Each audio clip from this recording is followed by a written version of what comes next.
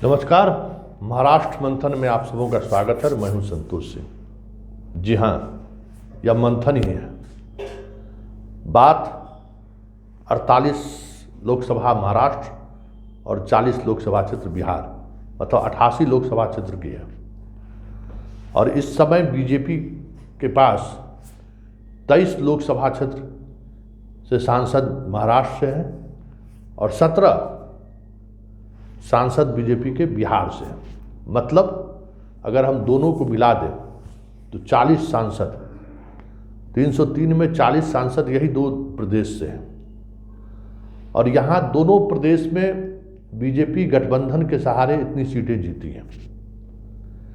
तो ये जो मंथन है, ये मंथन ये है, आदित्य ठाकरे का आना, मुख्यमंत्री से मिलना, तेजस्वी से उनकी मुलाकात, लगभग 95 मिनट की ये मुलाकात रही है। उस मुलाकात के सहारे यही संदेश देने की कोशिश हुई है कि 2024 में हम सब लोग साथ चुनाव लड़ें और इन 40 सीट को अगर हम लोगों ने आधे कर दिए तो फिर वो बहुमत के आंकड़े से के नीचे आ जाएंगे। ये रणनीति है। आप एक बात समझ लीजिए कि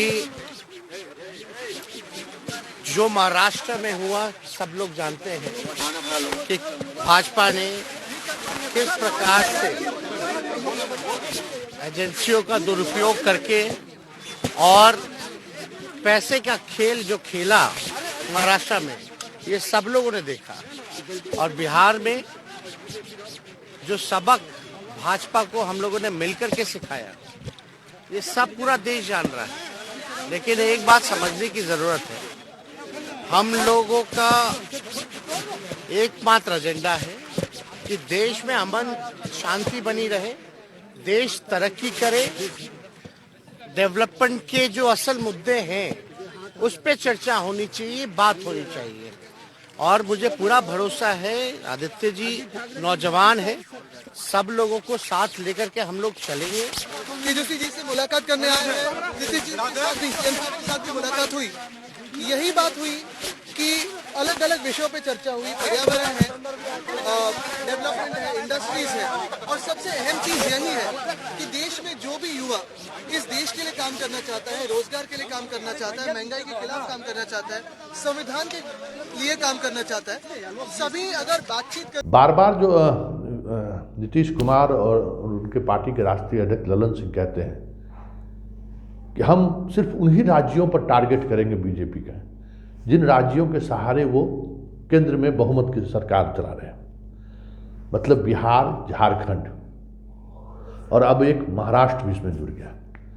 अगर हम झारखंड की भी बात कर लें तो 12 सीट वहाँ भी है, मतलब 52 सीट, कुल 52 सीट।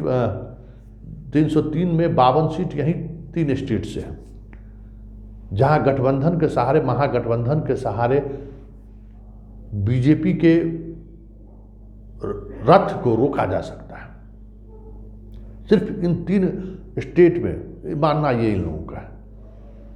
और एक और बात को लेकर इन्होंने स्पष्ट कहा है कि कांग्रेस के नेतृत्व में हम लोग चुनाव लड़ेंगे। तो ये जो विवाद का कोई गुंजाइश है वो गुंजाइश भी नहीं है। और कांग्रेस के नेतृत्व में अगर ये चुनाव लड़ते हैं तो बिहार, झारखंड और महाराष्ट्र की ही बात करिए, तो एक बड़ा मैसेज जाएगा राष्ट्रीय स्तर पर। अगर इन 3 राज्यों में जिस तरीके से गठबंधन की बात अब सामने आ रही है, आदित्य ठाकरे का आने का मतलब ही यही था। और नीतीश ने भरोसा उन्हें दिलाया कि हौसला नहीं हारना है, हौसला बनाए रखना है। पार्टी आती हैं, जाती हैं, टूटती हैं, लोग नए जुड़ते रहते हैं, विचारधारा से समझौता नहीं करना है।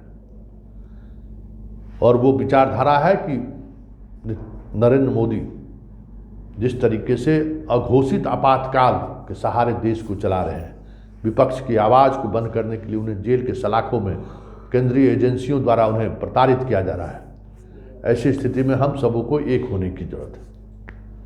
तो ये महाराष्ट्र मंथन के सहारे यही संदेश देने की कोशिश हुई है कि जो हम लोग कर सकते हैं। एक लंबी लड़ाई लड़ी जाए ये जरूरी नहीं है।